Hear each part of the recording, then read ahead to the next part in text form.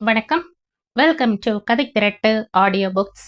இந்த வீடியோல நம்ம என்ன கதை கேட்க போறோம்னா, எழுத்தாளர் சுஜாதா அவர்கள் எழுதிய கொலையுதிர் காலம் கதையின் 8வது பகுதி.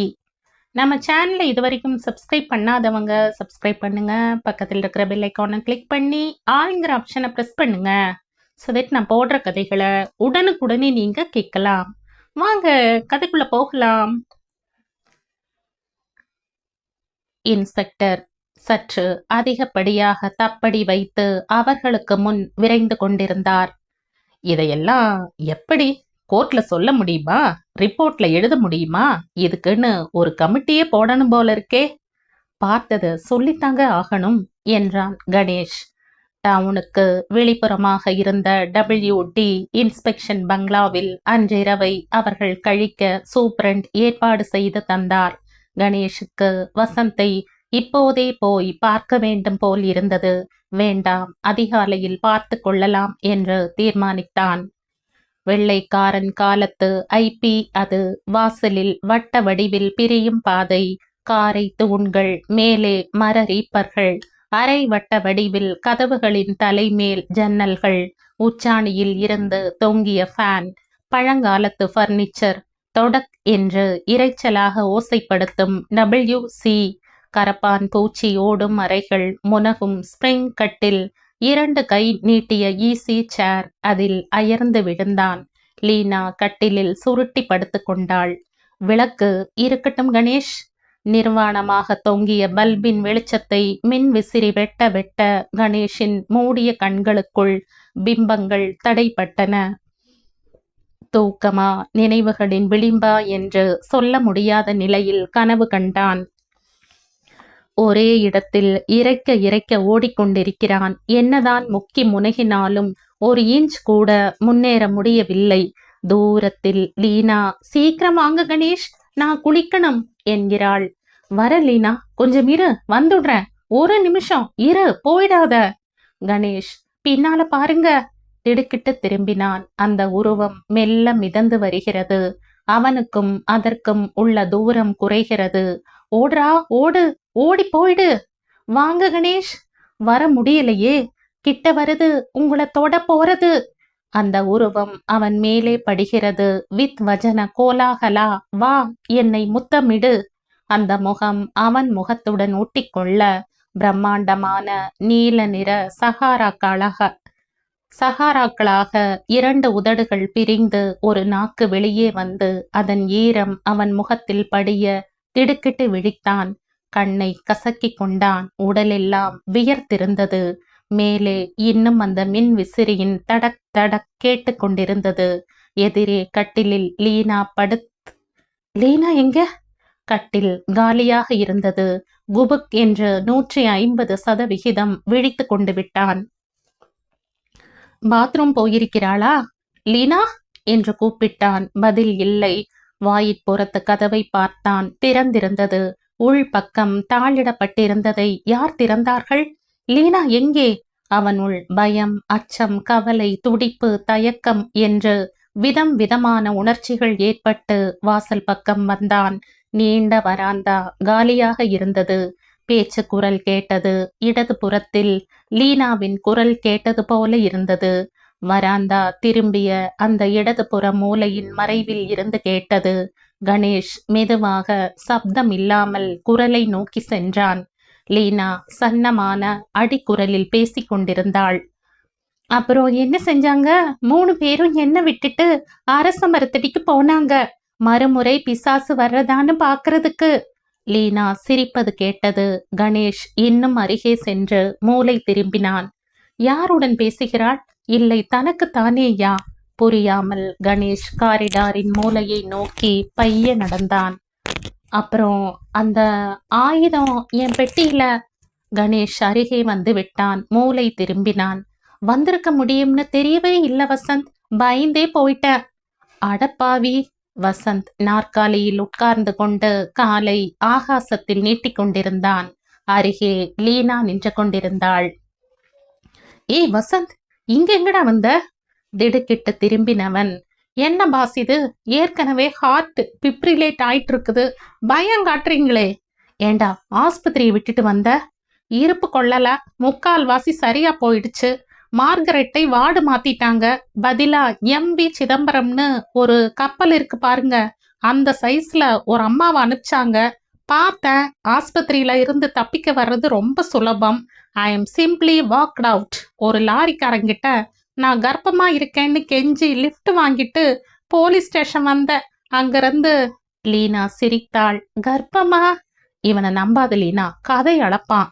பாஸ், நான் இல்லாத போது ஒரே மர்மமா நடந்திருக்காப்புல இருக்கே. இது என்ன கோடாலி, ரத்தம், அப்புறம் என்னத்தையும் இடிச்சாங்களாம்.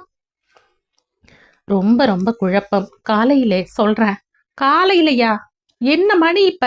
5:30. கொக்கரக்கோ. கணேஷ் திடுக்கிட்டு வானத்தை பார்த்தான். உதயாரம்பங்கள் தெரிய பட்சிகள் குரல்களை தீட்டிக் கொண்டிருந்தன. வாங்க, உள்ள போய் காஃபி சாப்பிடலாம். இந்த டிபியில கன்சாமா யாராவது இருக்கானா, இல்ல அவனும் பிசாசுக்கு பயந்து சொந்த ஊரை பார்க்க போயிட்டானா?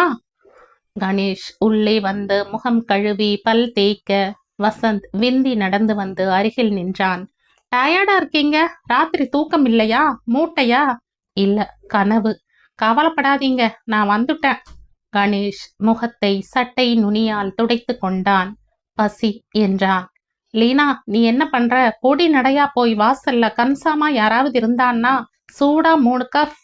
அவளை அனுப்பாத வசந்த், நான் போறேன். இல்லைன்னா கார் எடுத்துட்டு 3 பேரும் டவுனுக்கு போயிடலாம். என்னால யாரையாவது பிடிச்சிட்டு தான் வர முடியும். என்ன பிடிச்சுக்கோ. லீனா, நீ சும்மா தானே இருக்க, கை தாங்கலாம், வாயேன். Vasanth, be serious. சரி, சீரியஸ். உட்காரு, நடந்ததை சொல்றேன் சொன்னான்.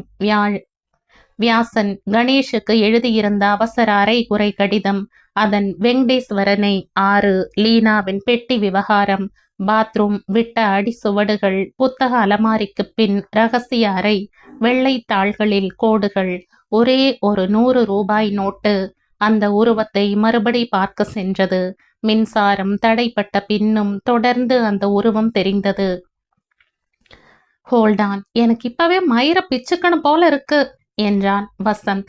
அவ்வளவுதான், போதாதா? முதல்ல ஒவ்வொன்னா பார்க்கலாம். ஒன் திங் அட் அ டைம்னு கோவலன் கண்ணகிட்ட சிலம்ப வாங்கிக்கிறதுக்கு முன்னாடி சொன்னாப்ல. முதல்ல என்ன? வெங்கடேஸ்வரனை 6, வியாசன் கடுதாசி. அவரை 6 மணிக்கு சந்திக்கணும்னு எழுத நினைச்சு பாதியில கடுதாசி தடைபட்டு போயிருக்கலாம்னு யோசிச்சேன். கில்லாடி நீங்க, அல்லது கொஞ்சம் லேட்டரல் திங்கிங். என்ன? வெங்கடேஸ்வரனை 6 புள்ளி புள்ளி புள்ளின்னு ஒரு டெலிபோன் நம்பர்ல கான்டாக்ட் பண்ணுங்கன்னு எழுத நினைச்சிருக்கலாம் இல்லையா? கணேஷ் சற்று பிரகாசமானான். உனக்கு மூளை இருக்குடா. சாப்பிட்ட மீன் வறுவலெல்லாம் நேர மேலதான் போறது. பாத்தியா லீனா? கணேஷ் எனக்கு மூளை இருக்குன்னு ஒத்துக்கிட்டார். சார் யார் தெரியுமா? 18வது அட்சக்கோட்டுக்கு கீழே இவரை விட்டா. ஷட்டப். இப்ப அந்த வெங்கடேஸ்வரன் மெட்ராஸ் டெலிபோன் டைரக்டரியில இருக்கிற அத்தனை வெங்கடேஸ்வரனுக்கும் அவன் டெலிபோன் நம்பர் 6ல ஆரம்பிச்சா டிரிங். அடுத்தது என்ன? ஆயுதம். அதை லீனாவின் பெட்டிக்குள்ள வச்சு சந்தேகத்தை அவ பேர்ல ஏற்பட வைக்கிற பிரயத்தனமாக இருக்கலாம். பெட்டி பூட்டி இருந்ததா? ஆமாம். வசந்த் லீனாவை முறைத்தான். ஹே லீனா, என்ன செஞ்ச? சொல்லிடு. கொஞ்சம் அந்த பக்கமா ஒதுங்கி நின்னுட்டு உண்மையை கக்கு. ஐயோ, எனக்கு ஒன்னும் தெரியாதே. Familiar line. எனக்கு என்னவோ பாஸ், இந்த பொண்ணு முழிக்கிற மொழி சரியா இல்ல. இவதான் எல்லாத்தையும் நடத்தி வைக்கிறான்னு ஒரு சகோதர பட்சி சொல்றது. லீனா உடனே அழ ஆரம்பித்தாள். அட, இது என்ன சூச்சு போட்டாப்புல அழறாளே? நான் உன்ன சொல்லல. மீனான்னு உனக்கு ஒரு ரெட்ட சகோதரி இருந்து சின்ன வயசுல புயல் காத்துல பிரிஞ்சிட்டாங்களா? உய்யு ஹூய் என்ற புயல் காற்று போல ஊதினான். வசந்த், சில சமயங்கள்ல நீ ரொம்ப அறுக்கிறேன். என்ன பண்றது? ரத்தம். எங்க அம்மா என்ன உண்டாயிருக்கிற போது பிளேட முழுங்கிட்டாங்களாம். இத பாருங்க. சிரிச்சுட்டா. மேல சொல்லுங்க.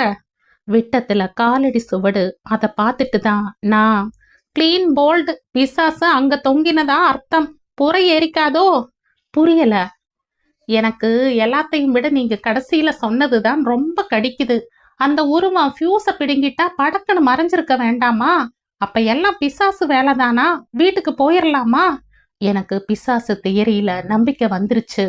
என் கட்சிக்கு வந்துட்டீங்க. நான் தான் ஆரம்பத்திலிருந்து சொல்லிட்டு வரேனே, நமக்கு தெரியாத விஷயங்கள் நிறைய உண்டு. முந்தா நாள் கல்கி என்னவோ சிறப்பிதழ்னு போட்டிருந்தான். படிச்சுக்கிட்டு இருந்தேன். பக்கத்துக்கு பக்கம் பிசாசை பார்த்த சம்பவங்களை வாசகர்கள் எழுதியிருக்காங்க. எல்லாருமா பொய் சொல்வாங்க? எல்லாருக்குமா மனப்பிரமை? நீங்களும் தான் விஞ்ஞானம் விஞ்ஞானம்னு அடிச்சுக்கிறீங்க. எங்க உங்க விஞ்ஞானம்? ஸ்விட்சை அணைச்ச உடனே புஷ்ஷுன்னு போயிருச்சே. போயிருச்சு, வா போகலாம். மூவரும் காரை எடுத்துக்கொண்டு டவுன் பக்கம் போனார்கள். அங்கே இருக்கிறதில் சுமாராக இருந்த காயத்ரி பவனில் ஃபேமிலி ரூமில் போய் உட்கார்ந்தார்கள். வெறும் இட்லி, எண்ணெய் போடாம. காஃபி 3 பிளேட் ஜல்தி என்றான் வசந்த். லீனா, என்ன தேடுற என்றான் கணேஷ். கர்ச்சிப் வச்சிருந்த, காணோம் என்றாள் வசந்த். இப்படித்தான் எனக்கு தெரிஞ்ச ஒரு அம்மா ஒரு பார்ட்டிக்கு எதுக்கும் இருக்கட்டும்னு 2 கர்ச்சிப்பை ஜாக்கெட்டுக்குள்ள சொருகிட்டு வந்தாங்க. அது என்னாச்சோ வர்ற வழியில உள்ளுக்குள்ள நழுவிருச்சு போல இருக்கு. சாப்பிட்டு முடிஞ்சதும் ஜாக்கெட்ல அம்மா தேடுன்னு தேடுறாங்க. எனக்கு ஒரு மாதிரியா இருந்தது. என்னம்மா தேடுறீங்க என்ன? வீட்டை விட்டு வரப்போ 2 நிச்சயம் இருந்தது, இப்ப எங்க போச்சுன்னு தெரியலைன்னு. லீனாவின் கன்னங்கள் வெட்கத்தால் சிவந்து, என்ன வசந்த் இந்த மாதிரி ஜோக் எல்லாம் என்கிட்ட சொல்லிக்கிட்டு என்றாள். ஜோக் இல்ல, நடந்தது. ஆமாம் நடந்தது, போட்டேன்னா தெரியுமா? சும்மா கெடடா வசந்த் என்று கணேஷ் கையை ஓங்கினான். பாஸ் அடிக்காதீங்க. என்ன பிரதர் அது, இட்லியா? சரியா தெரியல, கொஞ்சம் விளக்கு போடு. சாப்பிட்ட பின் தெம்பு வர மூவரும் போலீஸ் நிலையத்திற்கு புறப்பட்டார்கள். பாஸ், இங்கிருந்து எவ்வளவு சீக்கிரம் கிளம்ப முடியுமோ கிளம்பி மெட்ராஸ் போகணும். எனக்கு சில புஸ்தகங்கள் பார்க்கணும், சில தகவல்கள் சேர்க்கணும். அந்த BK கிருஷ்ணமூர்த்தியை மறுபடி பார்க்கணும். என்ன போலீஸ்ல விடுவாங்களா? கேட்டு பார்க்கலாம். போலீஸ் நிலையத்தின் வாசலில் 7-8 பேர் நின்று கொண்டிருந்தார்கள். சூப்பரண்ட் டெலிபோனில் பேசிக் கொண்டிருக்க சர்க்கிள் இன்ஸ்பெக்டர் கான்ஸ்டபிள்கள் சுற்றிலும் சூழ்ந்திருந்தனர். என்ன கணேஷ், வந்தீங்களா? ஸ்டேட்மெண்ட் ரெடியா? இதோ இப்ப எழுதி கொடுக்கிறேன் சார். அதோடு லீனாவுடைய ஸ்டேட்மெண்ட்டும் வேணும். அதுவும் தரேன் சார். வேற ஏதாவது கிடைச்சதா? முக்கியமா ஒண்ணும் இல்ல. டாக்டர் கிட்ட அந்த ஆயுதத்தை காட்டினதுல கொலை ஆயுதம் இதாத்தான் இருக்கணும்னு சொன்னார். பொட்டி பூட்டியா இருந்தது. ஆமாம் சார். ஏமா, அதுக்கு 2 சாவி உண்டா? பொட்டி என்ன பொட்டி என்றான் வசந்த். ஓவர் நைட் சூட்கேஸ் மாதிரி. அந்த பூட்டுக்களை நிறைய சாவி திறக்கும் சார். ஒரு சின்ன கம்பி இருந்தா கூட போரும். நிறைய திறந்து பழக்கமோ? ஹாஸ்டல்ல சார் என்றான். சரி, நீங்க அதே ரூம்ல போய் உட்கார்ந்துக்கிட்டு நிதானமா எழுதி கொடுங்க. CID டிபார்ட்மெண்ட்ல இருந்து ஸ்பெஷல் ஆபீசருங்க 2 பேர் வராங்க. அவங்க வர்ற வரைக்கும் இருந்து பதில் சொல்லிட்டு போங்க. நான் என்ன செஞ்சது சார் என்றான் வசந்த். பாத்ரூம்லயே சுத்தி வந்தது. எதுக்கும் பண்ணையில துப்புரவா தேட சொல்லியிருக்க. ரொம்ப பெரிய ஏரியா, அதுல 100 ஆள் மறைஞ்சிருக்கலாம், 100 தடயம் புதைஞ்சிருக்கலாம். கணேஷ் லீனாவை அழைத்து கொண்டு அறைக்குள் சென்றான்.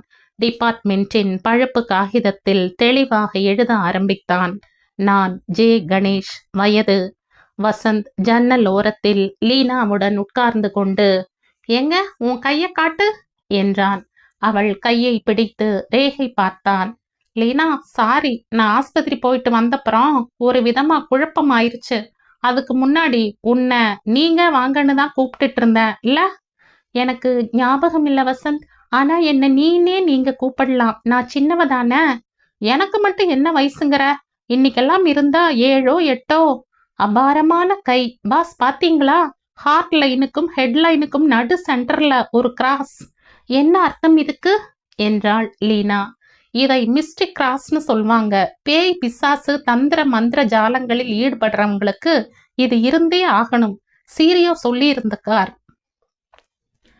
வசந்த், கொஞ்ச நேரம் சும்மா இருக்கையா? என்னால எழுத முடியல.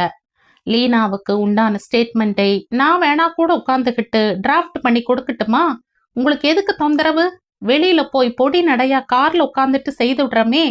தொலை, வா லீனா. அவர்கள் சென்றதும் சூப்பரண்ட் உள்ளே வந்து, என்ன கணேஷ், எழுதியாச்சா என்றார். ஏறக்குறைய முடிஞ்ச மாதிரிதான். நீங்க சொன்னாப்ல தோட்டம் பூரா எலக்ட்ரிக் ஒயர்கள், லவுட் ஸ்பீக்கர்கள் ஏதாவது மறைஞ்சிருக்கான்னு துப்புரவா தேடி பார்த்துட்டோம். ஆஹா, கிடைக்கல. மண்டபத்துல? ஆஹா, அங்கேயும் இல்ல. கல்ல பிரிச்சு கல்லுக்குள்ள ஏதாவது ஒட்ட வச்சிருந்தா தான் உண்டு. எனக்கு என்னவோ அப்படி ஏதும் இருக்கிறதா தெரியல. அரச மரத்தை பாதியா வெட்டுறதை தவிர பாக்கி எல்லாம் செஞ்சாச்சு. ஆஹா, எங்க உங்க சிஷ்ய பிள்ளை? வெளியில கார்ல இருக்கான் சார். அந்த பெண்ணோட ஸ்டேட்மெண்ட் எடுத்துட்டு இருக்கான். ஏன் கணேஷ், அந்த பொண்ணு தானே சொத்துக்கு வாரிசு? ஆமாம் சார். சொத்துக்கு ஆசைப்பட்டு யாராவது செய்றாங்களா? சொத்துக்கு ஆசைப்பட வேண்டிய ஒரே ஆள் குமாரவியாசன் சார். அவர்தான் போயிட்டாரே என்றார் தொடர்ந்து. அல்லது இப்படி வச்சு பார்க்கலாம், 2 கோஷ்டி, 2 கட்சி. ஒன்னு லீனா கட்சி, மத்தது குமாரவியாசன். 2 பேருக்கும் ஏற்பட்ட பல பரீட்சை தான் கடந்த தினத்து சம்பவங்கள் எல்லாம். மாஃபியா குரூப் வார் மாதிரின்னு வச்சுக்கங்களேன். இந்த போராட்டத்துல இப்ப லீனாவோட கட்சி வெற்றி பெற்றிருக்குது. கணேஷ் புன்னகையுடன் ஃபாசினேட்டிங் என்றான். லீனா உங்க கிளையண்ட் தான். பார்க்கறதுக்கு பொம்மை மாதிரி, ஒண்ணுமே தெரியாத பாப்பா மாதிரி தான் இருக்குது. இருந்தாலும் இந்த அறியாத்தனத்துக்கு பின்னால ஏதாவது மறைஞ்சிருக்கலாம். ஒரு இயக்கமே இருக்கலாம். நீங்க புத்திசாலி. அந்த மாதிரி இருந்தா உங்களை அவளால் அதிக தினம் ஏமாத்த முடியாது. தற்போதைக்கு லீனாவை சம்மந்தப்படுத்துறதுக்கு ஆதாரம் சரியா இல்ல. ஆனா நீங்க ஏதாவது புதுசா கண்டுபிடிச்சீங்கன்னா அதை எங்களுக்கு தெரிவிக்கிறது என் கடமை சார். நிச்சயம். ராத்திரி அவ பெட்டியில அந்த ஆயுதத்தை பார்த்த உடனே உங்ககிட்ட சொன்னேன் இல்லையா, அதை போல. சரி, என்ன பண்றதா உத்தேசம்? சிஐடி ஆபீசருங்க வர்றதுக்கு காத்திருக்கணுமா? மெட்ராஸ் அவசரமா போகணும். அவங்க நாளைக்கு தான் வராங்க. நீங்க போங்க, வேணும்னா தகவல் சொல்லி அனுப்புறேன். கணேஷ் ஸ்டேட்மெண்ட் காகிதத்தை அவரிடம் கொடுத்துவிட்டு நிலையத்துக்கு வெளியே வந்தான். வசந்த் தனியாக நின்று கொண்டிருந்தான். லீனா எங்க வசந்த்? தெரியல பாஸ். எனக்கு தெரியலையா? 2 பேரும் கார்ல உட்காந்துருந்தோமா, சின்னதா ஒரு பாத்ரூம் போயிட்டு வந்துடுறேன்னு இறங்கி வந்தேன். திரும்பி வந்து பார்க்குற, லீனாவையும் காணோம், காரையும் காணோம். வசந்த், காரியத்தை கெடுத்துட்ட என்றான் கணேஷ். என்னது? காரையும் காணோம், கன்னியையும் காணோம் என்றான் வசந்த். எல்லாம் உன்னால என்றான் கணேஷ். ஓட்ட தெரியாதுன்னு நினைச்சேன். பந்தயம் கட்டினா ஓட்ட தெரியும்னு. என்ன பந்தயம்? நான் ஜெயிச்சா அவ எனக்கு கொடுக்கணும், அவ ஜெயிச்சா நான் அவளுக்கு. எத்தனை? ஒரே ஒரு முத்தம். படவா, உனக்கு வேலை, பொழுது, சந்தர்ப்பம் ஒரு இழவும் கிடையாதா? அவளை இப்ப எங்கன்னு தேடுறது? 10 நிமிஷத்துல வந்துருவா பாஸ். ஜோசியம் வேற. வாடா பீட்டர் விடால், இந்நேரம் 20 கிலோமீட்டர் போயிருப்பா. முடியாது பாஸ், பெட்ரோல் இல்ல கார்ல. ஏற்கனவே ரிசர்வ்ல இருந்தது. சரியா 3 கிலோமீட்டர் போனதும் உதிரி பூக்கள் அஸ்வினி மாதிரி படக்குன்னு நின்னு போயிடும். அவளை தனியா அனுப்புனது மடத்தனம். அவளை பாதுகாக்க வேண்டியது கடமை இருக்கு நமக்கு. நம்ம கார் கிட்ட ஒருத்தன் கை வச்சுக்க முடியாதபடி மாஃபியா ஸ்டாப் கார்னு ஒரு ஸ்டிக்கர் ஒட்டிர போறேன். தோ வர்றா. லீனா அமைச்சூர் தனத்துடன் அந்த ஃபியட்டை ஓட்டி கொண்டு வந்தாள். டேஷ்போர்டை பார்த்து கொண்டே ஓட்டி வந்து தத்தி தடுமாறி குபுக் என்று குலுங்கி நிறுத்தினாள். என்ஜின் தானே அணைந்து கொண்டது. வசந்த், ஜெயிச்சுட்டேன். ஏய், எங்க போயிட்ட? அண்ணா ரொம்ப கோவிச்சிட்டார் தெரியுமா? என்ன அப்படி பாழா போற அவசரம்? எனக்கு ஒரு பொருள் தேவையா இருந்தது, வாங்கிட்டு வரலாம்னு போனேன். என்ன வேணும் உனக்கு? நான் வாங்கிட்டு வரமாட்டேனா என்றான் வசந்த். Sanitary towel. சர்தான், நான் அம்பேல். நெப்பூர்ல கிடைக்காது. சுலபமா பெட் வைக்கிறார் கணேஷ். வசந்த் தானே, எல்லாம் கேன்சல். லீனா, இவங்கிட்ட சேராத. சானிட்டரி டவலுக்கு தேவையில்லாம பண்ணிடுவான். பாஸ், அதிகப்படியா வாடுறீங்க. நான் யாருக்காவது துன்பம் தர்ற ஆளா? லீனா, இனி ராத்திரி மெட்ராஸ் திரும்புறோம் நாம். மெட்ராஸ்ல எங்க தங்குவ? எங்க காலேஜ் ஹாஸ்டலுக்கு தான் போகணும். உங்க ஹாஸ்டல் எல்லாம் வருஷத்துக்கு வைகுண்ட ஏகாதசி ஒரு நாள் தான் திறக்கிறான்னு கேள்விப்பட்டேன். அது வேற காலேஜ், அது கூட திறந்துட்டாங்க. வாழ்க. எனக்கு நீ தனியா தங்குறது உசிதமா படல என்றான் கணேஷ். நான் தீபக்க வரவச்சுக்கிறேனே. ஹாஸ்டலுக்கா? விடுவாளா? ஹாஸ்டலுக்கு இல்ல, தனி ரூமுக்கு. வயசு பொண்ணு, வயசு ஆம்பளை. என்னதான் நீ கட்டுப்பாடா இருந்தாலும் பருவம்னு ஒண்ணு இருக்கு பாரு. நான் ஒரு ஏற்பாடு யோசிக்கிறேன். லீனா, எஸ்டேட் உன் பேர்ல வந்தப்புறம் என்ன செய்யறதா உத்தேசம்? வித்துடுங்க. விற்க முடியாது. குத்தகை மாதிரி யாருக்காவது கொடுத்துடலாம். சித்தப்பா கூட ஒரு முறை கேட்டார். சொத்து உன் கைக்கு வந்தப்புறம் லீஸுக்கு கூட விட விருப்பம்னா பாம்பேல ஒரு பார்ட்டி தயாரா இருக்குன்னு. இப்ப ஒருத்தரும் லீஸ் எடுக்க மாட்டான். பேய் அடிச்சு ஆள் க்ளோஸ் ஆயிடுவான். நான் உங்க பேர்ல அது என்ன சொல்வாங்க, அது எழுதி கொடுத்து விடுறேனே. Power of attorney. ஆமாம், நீங்க எப்படியும் டிஸ்போஸ் பண்ணிடுங்க.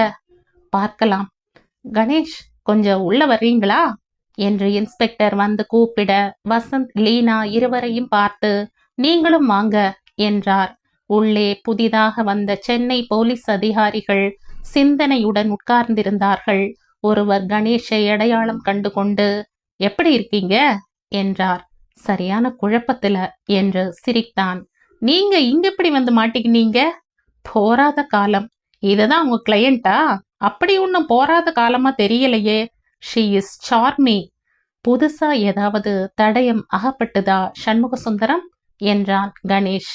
ஒன்னே ஒண்ணு முக்கியமா படுது. அரச மர மண்டபத்துக்கு பக்கத்துல சில காலடி சுவடுகள் ஈர நிலத்துல அழகா பதிஞ்சு காஞ்சு போயிருக்கு.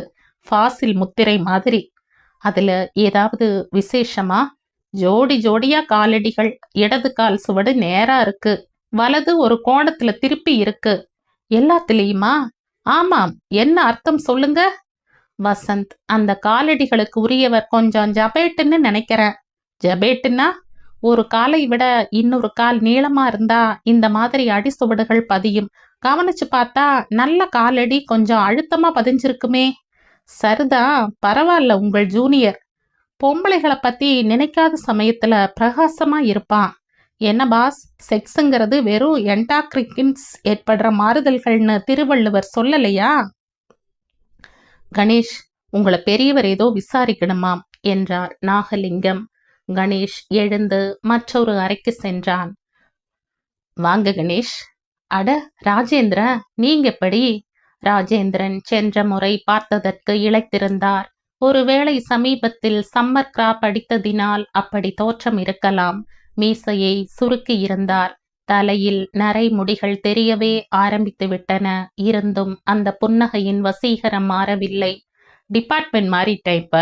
Pure and simple crime and detection சிஐடியில் இருக்க. என்னது எல்லாருமா சேர்ந்து பிசாசு விடுறீங்க? நீங்க கூட பாத்தீங்களா? ஆமா சார். அது பிசாசு தானா? ஆமாம். பிசாசுன்னா உங்க அகராதியில என்ன கணேஷ்? ஒரு வெளி தோற்றம். இப்ப மட்டும் புரியுதா? இல்ல ராஜேந்திரன், எனக்கும் புரியல. நான் பார்த்த உருவத்தை என்னால துல்லியமா வர்ணிக்க முடியும். ஆனா அது என்ன என்கிறதை அனுமானிக்க முடியலை. நம்முடைய கண்ணுல இருக்கிற ரெட்டினாவுல எப்படி ஒரு உருவம் ஏற்படுறது? அதுக்கு பௌதீக விதிகள் இருக்கு. ஒரு காட்சியை அமைக்கிறதுக்கு ஒளி வேணும், ப்ரொஜெக்ட் பண்ண சாதனங்கள் வேணும், ஷட்டர் லென்ஸ், இப்படி நமக்கு தெரிஞ்ச விஞ்ஞான சமாச்சாரங்கள் ஏதாவது வேணும். இந்த மாதிரி சாதனங்களே இல்லாதபடி வெட்ட வெளியில தெரியற உருவத்தை என்னன்னு சொல்வீங்க? சாதனங்கள் இல்லைங்கிறது ஊர்ஜிதம் ஆயிடுச்சா? உங்களோட ஆளுங்க துப்புரவாத்தான் தேடி இருக்காங்க.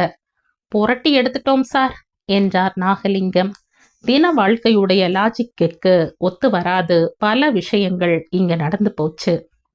ஆனா எங்க போலீஸ் முறைகள்ல இந்த மாதிரி அக்கல்ட் சூப்பர் நேச்சுரல் எதுக்கும் இடம் கிடையாது. கோர்ட்ல கொண்டு பிசாசு நிறுத்த முடியுமா சொல்லுங்க?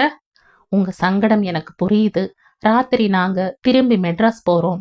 நீங்க எப்ப வேணும்னாலும் எங்களை திருப்பி அழைக்கலாம், விசாரிக்கலாம். நானும் கேஸ விட போறதில்ல. அப்ப உங்க உதவியும் தேவையா இருக்கும் எனக்கு. தாராளமா. புதுசா ஏதாவது தெரிஞ்சதுன்னா சொல்லுங்க. ராஜேந்திரன், நீங்க அந்த பிசாச பார்க்க வேண்டாமா? ராத்திரி போனீங்கன்னா தெரியும். நான் இப்ப போறதா இல்ல. இதுவரைக்கும் பார்த்தவங்க குழம்பி போனது போதும். இப்போதைக்கு நான் கேஸ தரையில தான் விசாரிக்க போறேன். தீர்வு கிடைக்கலைன்னா ஆகாசத்துக்கு போறேன். ஏறக்குறைய 13 தினங்களுக்கு அப்புறம் மறுபடி சென்னைக்கு வருவதில் உற்சாகம் இருந்தது. தனியான வீட்டிலும் இருட்டிலும் வினோத மூலைகளிலும் சப்தங்களிலும் சம்பவங்களில் எந்த நிமிஷமும் எதுவும் நிகழக்கூடிய அந்த பய வாரத்தில் இருந்து விடுபட்டு சென்னையின் சதா சந்தடியை நெருங்கிய பொழுது ஆறுதல் இருந்தது. வசந்த் கார் ஓட்ட கணேஷ் அருகில் அமர்ந்திருக்க லீனா பின் சீட் தூக்கத்தில் சாய்ந்திருந்தாள். இவள என்னடா செய்ய? ஆபீஸ்லயே வச்சுக்கலாமா? கை தாங்களா, ஒத்தாசையா? உளராத. தீபக்குக்கு போன் செய்துடலாம். அவன் தானே நம்ம முதல்ல அனுப்பிச்சதே. அவன் ஏற்பாடு பண்ணட்டுமே. இன்னைக்கு ராத்திரி நம்ம ரூம்ல படுத்திருக்கட்டும் பாஸ். நாளைக்கு காலையில அதை யோசிக்கலாம். சரி. ரூமுக்கு போய் சேர்ந்ததும் உடனே வெங்கடேஸ்வரன் அதை முதல்ல பார். அப்புறம் நாளைக்கு அந்த கிருஷ்ணமூர்த்தியை கூட ஒரு நடை போய் பார்த்துட்டு வந்து விடுறேன் பாஸ். அறை புழுதி படர்ந்திருந்தது. டெலிபோன், சட்ட புத்தகங்கள், மேஜை விளக்கு, கேலண்டர், ஆணியில் தொங்கிய டென்னிஸ் ராக்கெட் எல்லாவற்றிலும் புழுதி. போதா குறைக்கு மிதியடிக்கு அருகில் ஏராளமாக தபால். வசந்த் ஜன்னல் கதவுகளை திறந்தான். லீனா ஒரு சோம்னாம் புலிஸ்ட் போல ஆடிக்கொண்டிருந்தாள். கணேஷ் சோஃபாவை சுத்தம் செய்து தட்டி கொட்டி, இதுல படுத்துக்க லீனா என்றான். வசந்த் டெலிபோன் டைரக்டரியை புரட்டி வெங்கடேஸ்வரன் பக்கத்தை தேடினான். வெங்கடேஸ்வரன் 1 2 நிறைய வெங்கடேஸ்வரன்கள் இருக்காங்க பாஸ். 6ல ஆரம்பிக்கிற ஒவ்வொருத்தருக்கா ஃபோன் செய். முதல் எண்ணை சுழற்றினான். ஹலோ, மிஸ்டர் வெங்கடேஸ்வரன் இருக்காரா? நீங்க யார் பேசுறது என்றது பெண் குரல். நான் அவர் டெல்லி ஃப்ரெண்டு குமாரவியாசன்னு. குமாரவியாசன்னு எங்களுக்கு ஒருத்தரும் ஃப்ரெண்ட் இல்லையே. உங்களுக்கு தெரியாம அவருக்கு இருக்கலாம். எனக்கு தெரியாம அவர் ஒரு காரியமும் செய்ய மாட்டார் என்றாள் அந்த அம்மாள் அழுத்தமாக. பாத்ரூம் கூட போக மாட்டாரா? யூ ஆர் லக்கி என்று வைத்தான். யாருடாது? என்னது திடீர்னு டில்லின்னு ஆரம்பிச்ச? அந்த அம்மா யார் பேசுறதுன்னு கேட்டாங்க. கொஞ்சம் டில்லி தமிழர்கள் எல்லாம் அப்படி பேசுவாங்க. ஷாப்டாச்சா சொன்னா? வசந்த் அடுத்த வெங்கடேஸ்வரனை முயன்று கொண்டிருந்தான். ஹலோ, மீரு எவரு காவாலா? ஒத்தரும் காவலில்லை, வெங்கடேஸ்வரன். வெங்கடேஸ்வரன் போடுங்க. வெங்கடேஸ்வரன் திருப்பதியில உன்னாரு. இது Jegajothi pictures. Wrong number. Wrong நம்பர்னா ஏன் எடுத்த என்று எரிந்து விழுந்து விட்டு டெலிபோனை வைத்தான். வசந்த் முயன்ற 8வது வெங்கடேஸ்வரன். குமாரவியாசனா? மெட்ராஸ் வந்திருக்காரா என்றார். வசந்த் ஷ் என்று விசில் அடித்து, சார், உங்களைத்தான் தேடிட்டு இருக்கோம். உங்களை உடனே சந்திச்சாகணுமே என்றான். நீங்க யாரு? என் பேர் வசந்த், பிரபல கணேஷுடைய பிரபல சிஷ்யன். எப்ப சந்திக்கலாம்? வியாசன் சொன்னாரா? ஆமாம், டைரக்டரியில இருக்கிற அட்ரஸ்ல வந்து உங்களை சந்திக்கலாமா? வியாசன் சொல்லலையா? சொல்லல, போயிட்டார் சொல்றதுக்குள்ள. எப்ப திரும்பி வருவார்? தெரியாது சார். திரும்பி வந்தாலும் வரலாம். லேட்டா போனார். புரியல. see you sir. You see sir, Kumaravyasan இறைவன் திருவடி நிழல் எய்தி விட்டார்.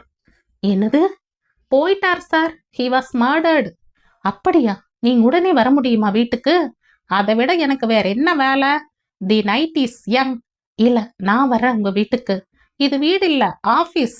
அட்ரஸ் சொல்லுங்க, 15 நிமிஷத்துல வரேன். ஹைகோர்ட் பக்கம் வாங்க. தம்பு செட்டி ஸ்ட்ரீட்ல நுழைங்க. நுழைஞ்சு 2வது சந்து 5வது பில்டிங் வாசல்ல ஃபியட் நிக்கும். போர்டு போட்டிருக்கும். உடனே வர்றேன். டெலிபோனை வைத்துவிட்டு, அடுத்தது என்ன பாஸ் என்றான். கணேஷ் சோஃபாவில் புதிதாக பிறந்த பூனைக்குட்டி போல் தூங்கிக் கொண்டிருந்த லீனாவை பார்த்தான். இவளாலதான் எல்லாம் என்றான் வசந்த். பாஸ், ஒரு போர்வை போத்திடுங்க. தெரியற விஷயங்கள் மனச கலக்குது. கணேஷ் அவளை தன் கோட் ஒன்றை உதறி போர்த்தினான். நாளைக்கு இவளை பாலகோபால்கிட்ட அழைச்சிட்டு போகணும், மறந்துடாத. சைக்கியாட்ரிஸ்ட் பாலகோபால் எதுக்கு? அந்த உருவம் சொன்ன புத்திரவதி எக்ஸெட்ரா வார்த்தைகளை நான் எங்கேயோ ஏதோ சந்தர்ப்பத்துல சொல்லியிருக்கேன் போல. போன ஜென்மத்துல போல இருக்குன்னு ஒரு முறை என்கிட்ட சொன்னா லீனா. ஆமாம், அதுக்கு பாலகோபால் என்ன செய்ய முடியும்? அது போன ஜென்மத்திலையா, சின்ன வயசுலையா, அல்லது ஹிப்னாட்டிச தூக்கத்திலையான்னு அவர் கண்டுபிடிச்சிடுவார். லீனா சம்மதிக்கணுமே. கேட்டு பார்க்கலாம். நீங்க இவளை விஞ்ஞான வியாக்கியானத்தை போட்டு குழப்பிக்கிட்டு இருக்கீங்க. அது அப்பவே செத்து போச்சு. வசந்த், ஒரு ஒப்பந்தம். என்ன? நாம 2 பேரும் எதிர் கட்சியை எடுத்துக்கலாம். நான் விஞ்ஞானம், நீ பைசாசம். நடந்த ஒவ்வொரு நிகழ்ச்சியையும் முதல்ல பட்டியலிடலாம். ஒவ்வொன்றுக்கும் உண்டான விஞ்ஞான சாத்தியத்தை நான் ஆராயறேன். நீ என்ன பண்ற? அதே நிகழ்ச்சிக்கு பிசாசு, பழிவாங்கல், பழைய ஃபேமிலி ஹிஸ்டரி, இந்த கோணத்துல என்ன விளக்கம்னு ஆராய்ச்சி பண்ணு. கடைசியில லெட்ஸ் கம்பேர் நோட்ஸ். சரி பாஸ், என் வேலை ரொம்ப சுலபம்தான். அதே சமயம் கோர்வையா இருக்கணும். எனக்கு தேவையான ஆராய்ச்சியிலையும் நீ உதவி செய்யணும். புஸ்தகங்கள் பார்க்கிறது, சில பேரை சந்திக்கிறது. Done. Ganesh versus Vasanth. This is great. வாயிற்புறத்தில் ஒரு கார் வந்து நிற்கும் சப்தம் கேட்டது. கதவு சாத்தப்படும் சப்தம் கேட்டது. வெங்கடேஸ்வரன் வந்துட்டார் என்று வசந்த் வாயிற்புறம் சென்றான். வாங்க சார், உங்களுக்காகத்தான் காத்துட்டு இருக்கோம்.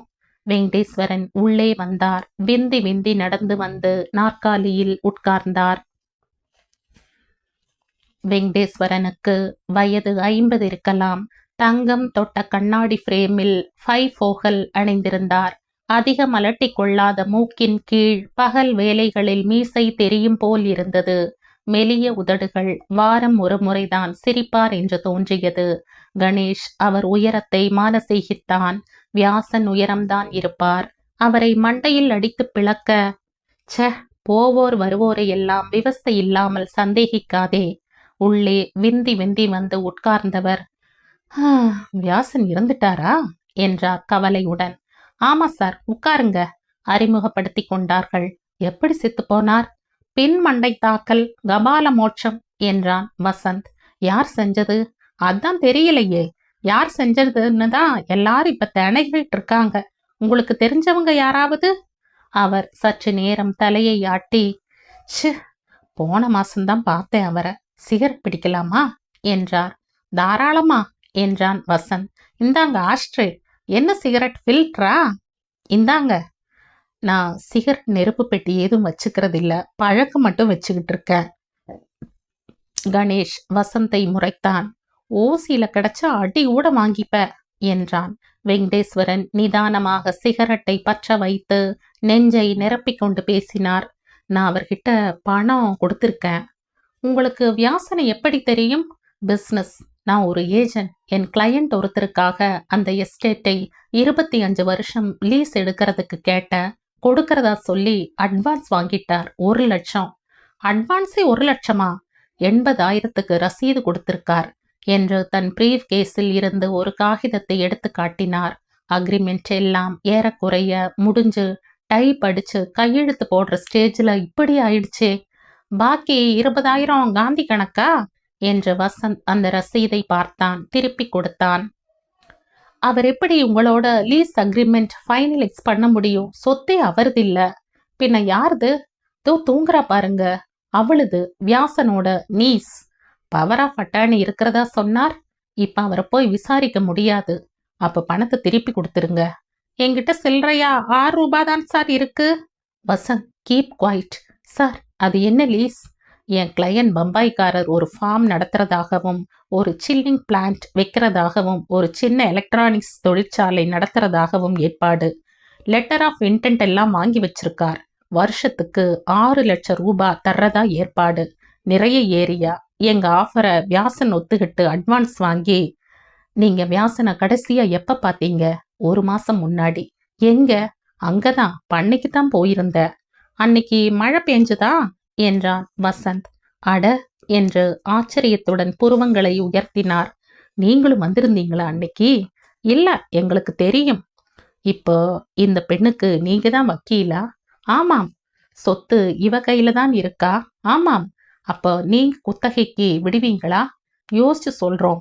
எத்தனை நாளாகும்? 1 வாரத்துல சொல்றோம். பம்பாய்க்கு டெலிஃபோன் ஒன்று செய்யலாமா? கிளையண்ட் நாளைக்கு ஃப்ளைட்ல வர்றார். கேன்சல் பண்ணிட்டு அடுத்த வாரம் வர சொல்லலாம். பம்பாய்க்கா? எஸ்டிடி போடுறேன். அதுக்கு உண்டான காசு கொடுத்து விடுறேன். அதெல்லாம் வேண்டாம். முதல்ல நம்பர் கிடைக்குதான்னு பாருங்க. அவர் டெலிஃபோனுக்கு சென்று, முதல்ல ஒரு விஷயம் தெரியணும். நீங்க எங்களுக்கு குத்தகைக்கு விடலைன்னா அந்த 80,000 திருப்பி தந்துடணும். அதெப்படி? நீங்க வியாசனுக்கு திருப்பி கொடுக்க வேண்டிய கடனா கூட அது இருக்கலாமே. என்ன விளையாடுறீங்க? ரசீதுல என்ன போட்டிருக்கு? Towards advance for lease amount. என்ன லீஸ்னு போடலையே. மிஸ்டர் கணேஷ், நீங்க சொல்லுங்க. பணம் திரும்பி வர்றதுல ஏதாவது தகராறு இருக்குமா? ஏன்னா எங்க லீகல் அட்வைசரை கன்சல்ட் செய்யணும். பயப்படாதீங்க, எங்களுக்கும் லா தெரியும். முதல்ல வியாசனுக்கு குத்தகைக்கு விடுறதுக்கு உரிமையே கிடையாது. இந்த பொண்ணு மேஜர் ஆற வரைக்கும் கார்டியனா இருந்திருக்கார். கார்டியனா இருந்த போது செய்த கமிட்மெண்ட் எல்லாம் செல்லுபடியாகுமே. ராத்திரி வேளையில சட்டம் பேச வேண்டாம். நீங்க ஃபோன் பண்றதா இருந்தா பண்ணுங்க. அவன் பணத்தை பத்தி கேட்பானே. தகராறு பண்றாங்கன்னு சொல்லுங்க. இருவசன் சார், நீங்க பணத்தை பத்தி இப்ப பேசாதீங்க. நாங்க தீர விசாரிச்சுட்டு கொடுத்தாலும் கொடுப்போம். அவர் யோசித்தார். லீஸ்க்கு விடுறத பத்தியும் நாங்க தீர்மானிக்க முடியும் இல்லையா? எங்களுக்கு இந்த இடம் நிச்சயம் தேவையா இருக்கு. உங்களை விரோதிச்சுக்க விரும்பல. நான் கொஞ்சம் டைம் கொடுங்க, அதையும் தீர்மானிச்சுடுறோம். சரி, இப்படி செய்யற. நான் இப்ப ஃபோன் பண்ணல. நாளைக்கு என் கிளையண்ட் வரட்டும். அவங்க கூட பேசிடுங்க. சம்மதம் தானே? பேசுறதுக்கு சம்மதம். சரி, நான் வரேன். என்று ரசீதை கவர்ந்து கொண்டு புறப்பட்டார். கணேஷ், அந்த பண்ணையில பேய் உலாவறதா எப்பவாவது பேச்சு வந்ததா என்றான். ஏதோ வதந்தி இருக்கிறதா வியாசன் சொன்னார். எங்களுக்கு அதை பத்தி கவலை இல்ல. வர்றேன், நாளைக்கு சந்திக்கலாம் என்று கணேஷின் கையை குலுக்கிவிட்டு சென்றார். சென்றதும், ஆசாமி பத்தி என்ன நினைக்கிறீங்க பாஸ் என்றான் வசந்த். அவர் போய் சொல்லல. எப்படி சொல்றீங்க? 3 விதத்துல. பேப்பரை கொடுக்கறப்போ, சிகரெட் பத்த வைக்கிறப்போ அவர் கை நடுங்கல. பண்ணைக்கு 1 மாசம் முந்தி போயிருந்ததை உடனே சொல்லிட்டார். கை குலுக்கிறப்ப கையில வேர்வை இல்லை, நிஜம்தான் சொல்றார். வசந்த் விசில் அடித்து, எவ்வளவு கவனிக்கிறீங்க பாஸ்? அப்படின்னா வியாசன் இவங்களுக்கு பண்ணையை குத்தகைக்கு விடுறதா உத்தரவாதம் கொடுத்துட்டு பணத்தை வாங்கிக்கிட்டு போயிட்டார். போலீஸ் கண்டுபிடிச்சது இவரோட காலடிகள் தான். ஆமாம், ஆனா பணம் எங்க? அலமாரியில இருந்த ஒரே ஒரு 100 ரூபாய் நோட்டு. யாரோ வியாசன் கிட்ட இருந்து அடிச்சிருக்காங்க. வியாசனை கொன்ன ஆசாமியாவே இருக்கலாம். என்ன கேஸ் உங்க பக்கம் சைடு வாங்குது? பிசாஸ் இல்லடா இது. பிசாசுக்கு கரன்சி நோட்டு தேவைப்படுமா? அதையும் எதையும் போட்டு குழப்பாதீங்க. நாம பார்த்த காட்சிகள் எத்தனை, மறந்துடாதீங்க. இந்த வெங்கடேஸ்வரன் விவகாரம் ஒரு தனிப்பட்ட குழப்பம். பாக்கி சமாச்சாரங்கள் எவ்வளவோ இருக்கு. பேய் உருவம், மறைஞ்சு போன உடல், சிரிப்பு, அழுகை, விட்டத்தில் காலடி, சாமான்கள் நகர்றது, பூட்டின பெட்டிக்குள்ள கோடாலி, எத்தனை. இதுக்கெல்லாம் எங்க எக்ஸ்பிளனேஷன்? என்ன லீனா, எழுந்துட்ட? எழுந்து உட்கார்ந்திருந்தாள் லீனா. ஏதோ கண்ணா பின்னான்னு கனவு, முழிச்சுக்கிட்ட என்றாள். அழகா கொட்டாவி விடுற. கணேஷ், ராத்திரி என்னால இங்க தங்க முடியாது. நான் சுமிதா வீட்டுக்கு போயிடுறேன். சுமிதா யாரு என்றான் வசந்த் ஆர்வத்துடன். தீபக்குடைய சிஸ்டர். லீனா டெலிபோனுக்கு சென்று டயல் செய்தாள். ஹலோ, தீபக்கு கொஞ்சம் கூப்பிடுங்க, நான் லீனா பேசுறேன். அப்போ இருக்க மாட்டியா, போறையா என்றான்.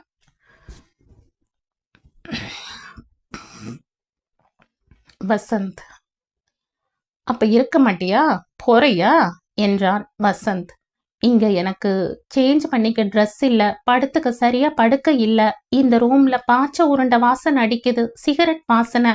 ஆபீஸ் ரூம்னா அப்படித்தான் இருக்கும். வேணும்னா கணேஷ் சாருடைய ரூம் அந்த பக்கம் இருக்கு, அங்க வேணா. தீபக். லீனா, நான் வந்துட்டேன். ஹாய். டெலிபோனில் சிரித்தாள். ஆமா, அவங்க கூட தான் வந்த. இருக்கார். மௌனம், வசீகரமான சிரிப்பு. என்ன ரா வேளையில சிரிப்பும் கும்மாளமும் என்றான் வசந்த். தீபக், என்ன வந்து அழைச்சிட்டு போறீங்களா? இப்ப சுமிகிட்ட சொல்லுங்க, இருக்காளா? ஹலோ சுமி, நான் இன்னைக்கு ராத்திரி உங்க வீட்டுல தூங்க போறேன். கிவ் மீ ஒன் சாரியா. அப்புறம் 2 டீனேஜ் பெண்களின் பரிபாஷைகள், சிரிப்புகள், உல்லாசங்கள். வசந்த் கடிகாரத்தை பார்த்தான். கணேஷ் தீவிரமாக எழுதி கொண்டிருந்தான். லீனா டெலிபோனை வைத்ததும் வசந்த், சரியா 10 நிமிஷம் 20 செகண்ட் என்றான். தீபக் வரேன்னு இருக்கார். கணேஷ், நான் அவங்க வீட்டுக்கு போயிடுறேன். அந்த சுமிதாவும் வராளா என்றான் வசந்த். இல்ல, வந்திருக்கலாமே, காத்தாட ஒரு நடை. Ganesh, thanks for everything. அப்போ நிஜமாவே போறதுன்னு நிச்சயம் பண்ணிட்ட? ஆமாம், கொஞ்ச நாளைக்காவது அங்க தங்கிக்கிறேன். உங்க கூட இருந்தா உங்களுக்கு தொந்தரவா இருக்கும். சேச்ச, தொந்தரவாவது இல்ல வசந்த், அவ சொல்றது சரிதான். நாம காலையில எழுந்தா கோர்ட்டுக்கு போயிடுவோம். இவ தனியா என்ன செய்வா? என்ன பாஸ் எழுதுறீங்க? கேள்விகள், குறிப்புகள். பார்க்கலாமா? பார்த்துட்டு தானே இருக்க. வசந்த் படித்தான். ப்ரொஃபசர் ராமச்சந்திராவுக்கு டெலிபோன் செய்யவும். டாக்டர் பாலகோபால். அந்த கோடுகள். ராமச்சந்திரா யாரு? IITல ப்ரொஃபசர். எதுக்கு? இப்ப கேட்காத வசந்த், இந்த இடத்துல நாம பிரிகிறோம். நான் விஞ்ஞானம், நீ பைசாசம். சொன்னனே. ஓஎஸ் சொன்னீங்க. நடந்த ஒவ்வொரு சம்பவத்துக்கும் நான் விஞ்ஞான முறையில விளக்கம் தேடுறேன். நீ பேய், பிசாசு, ஜாலகா, பகவதி அம்மன், பூர்வீக சரித்திரம், இந்த முறையில தேடு. எல்லாத்துக்கும் கோர்வையா அடித்தளத்துல ஒரு சரடு இருக்கணும், ஒரு காரணம் இருக்கணும். பட்டியலா போட்டு தர்றேன். சரி, டன். என் வேலை ரொம்ப ஈஸி. அவ்வளவு சுலபம் இல்ல. எல்லா சம்பவங்களையும் ஒரு மைய கருத்தோட லிங்க் பண்ணலாம். செய்துறலாம். 4 நாள் டைம் கொடுங்க. என்னை பொறுத்த வரையிலும் மைய கருத்து ஒரு பழி வாங்கல். இப்ப ஒன்னும் சொல்லாத என்கிட்ட, நான் எதிர்கட்சி. கணேஷ் மேலும் எழுத ஆரம்பித்தான். சற்று நேரத்தில் வெளியே ஸ்கூட்டர் சப்தம் கேட்டது. தட் மஸ்ட் பி தீபக் என்றாள் லீனா. அவள் முகம் பிரகாசமாவதை வசந்த் கவனித்தான். சரி, பிரியா விடை கொடுக்கிற நேரம் வந்தாச்சு. வாங்க தீபக், வழியில ஒண்ணும் ஆக்சிடென்ட் ஆகலையா? Hello Vasanth, hello Ganesh. இளைஞன் தீபக் நல்ல உயரமாக இருந்தான். தலைமயிரை வாராமல் ஒரே ஒரு தடவை சீப்பால் தொட்டிருப்பான் போல இருந்தது. நல்ல சிவப்பாக இருந்தான். மீசை வில்லாக வளைந்து கீழுதட்டை விசாரித்தது. கண்களில் மெலிதான சிரிப்பு. பல் வரிசையில் ஒரு பல் தடம் புரண்டிருந்தது. அழகாகவே இருந்தது. என்ன, ரொம்ப நாளா நியூஸே இல்ல, அங்க போய் பண்ணல, செட்டில் ஆயிட்டீங்களோன்னு நினைச்சேன். எல்லாம் முடிஞ்சதா? வெளிர் நீல சட்டை அணிந்திருந்தான். முடிஞ்சது, கந்தர கோலம். என்ன ஆச்சு? காடுராய் பேண்ட். நீங்க பேப்பர் பாக்குறது இல்லையா? இல்ல, ஒரு வாரமா டில்லி போயிருந்தேன். கணேஷ், தீபக், பண்ணையில எக்கச்சக்கமா நிறைய நடந்துடுச்சு. அதையெல்லாம் ஆதியோட அந்தமா சொல்றதுக்கு இது சரியான சமயம் இல்ல. லீனா சொல்வா. அவளை அழைச்சுக்கிட்டு போங்க, நாளைக்கு காலையில பேசலாம். குமாரவியாசன் ஏதாவது தகராறு பண்றாரா? இல்ல, பண்ணல, அமைதியா இருக்கார். தீபக், அது பெரிய கதை, காலையில வச்சுக்கலாம். நான் எல்லாம் சொல்றேன், வாங்க தீபக் என்றாள் லீனா. வீட்டுக்கு போனதும் சொல்லி லீனா, வழியில போற போது சொல்லி வைக்காத. ஸ்கூட்டர் பயந்து போய் கார்பரேட்டர் அடைச்சுக்கும். புரியிற மாதிரி பேசுங்களேன். இப்ப வேண்டாம், வி ஆர் டயர்டு. சரி, வரையா லீனா? சுமி முழிச்சுக்கிட்ட ஆவலா காத்துட்டு இருக்கா. அவர்கள் கிளம்ப கணேஷ், ஒரு நிமிஷம் தீபக், உங்க வீட்டு அட்ரஸும் டெலிஃபோன் நம்பரும் கொடுத்துட்டு போங்க, காலையில காண்டாக்ட் பண்றேன். தீபக் ஒரு காகிதத்தில் எழுதி கொடுத்தான். Good night Vasanth. Good night Ganesh, sleep well என்றாள் லீனா. வசந்த் கை குட்டையால் கண்களை ஒற்றிக்கொண்டான். அவர்கள் சென்றதும் கணேஷ், வசந்த், நீ ஒன்னு கவனிச்சியா என்றான். கவனிச்சம் boss. She is in love with Deepak. அவன் உள்ளே வந்ததும் கண்கள் ரெண்டும் பல்பு போட்ட மாதிரி பிரகாசம் ஆயிடுச்சு. அதிர்ஷ்டக்கார. இல்ல வசந்த், நான் அதை சொல்லல. பின்ன?